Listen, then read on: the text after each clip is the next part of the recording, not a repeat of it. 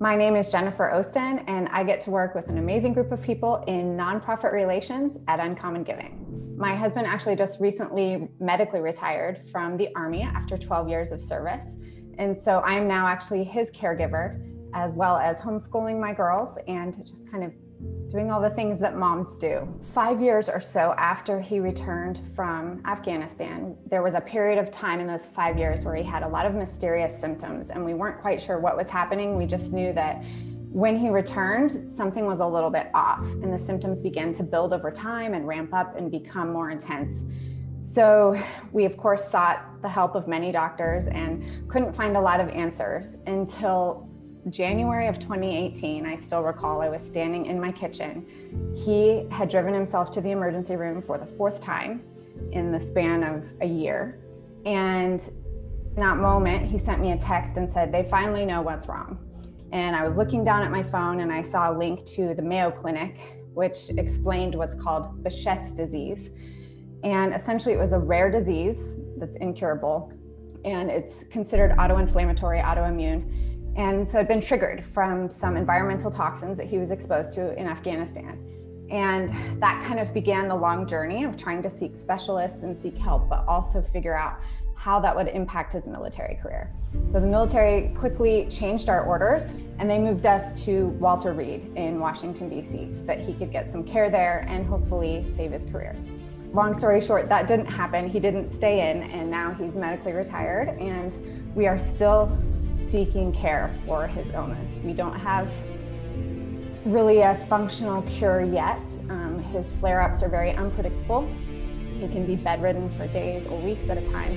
And so that just kind of impacts the way that we do our family life. You know, sometimes he can be a part of things and sometimes he can't. We experienced the difficulties and challenges in the medical separation process, which is basically the process when a soldier becomes either wounded or too ill to continue performing their duties in the military. They have to go through something called the medical separation process. And so I was right by my husband's side, advocating for him and helping him along the way, especially when he was bedridden, and I had to kind of fill in the gaps and really be a voice for him in that process. We discovered that there is a little bit of a breakdown happening. So in our case, my husband was rushed through the system. He did not get up to 1 year to recover or to get treatment that he needed. And now he's not able to hold a job on the outside, and we're still seeking that treatment. My husband, who had a long military career, he's an officer, he's also an attorney. If he had to fight this process so hard to get simple meetings, you know, to get people to listen, if he had to do that with the position that he was in and the authority that he had in the military, imagine the 18-year-old private.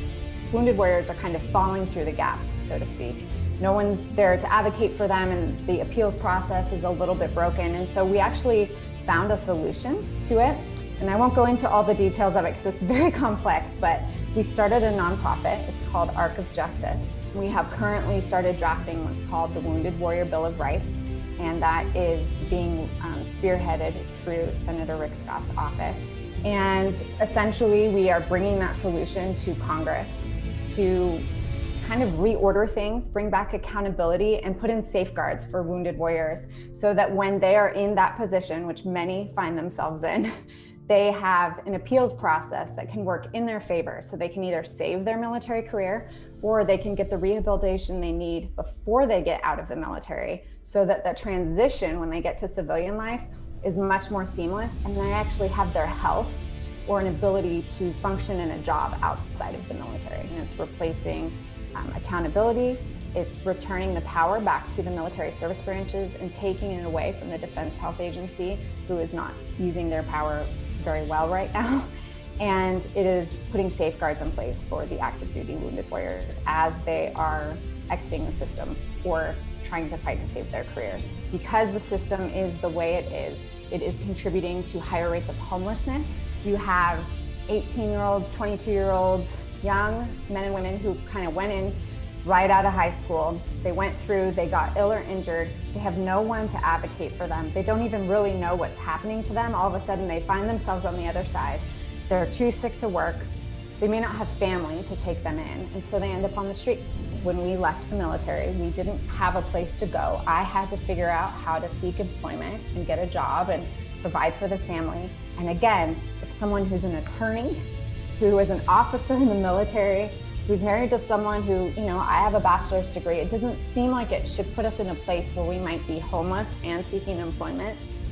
But we did. We had to live with other people and depend on other people. And so our heart and mission in all of this is to not allow that to happen to the 18-year-olds, the 25-year-olds that don't have anybody. We don't want to see them on the street. We don't want to see them struggling for employment. And we have to be able to be a voice for them so this never happens to anybody else. He has helped, at this point, 37 clients by himself. Now, there were many more that asked for help, but he doesn't have the manpower at this point. It's been such a fulfilling experience to be able to be in a role that is professional and part of my work environment, but also crosses over into something that's very personal. And I have been blown away at just the sheer number of veteran service organizations or military-related nonprofits that are doing so much to serve the needs of that community.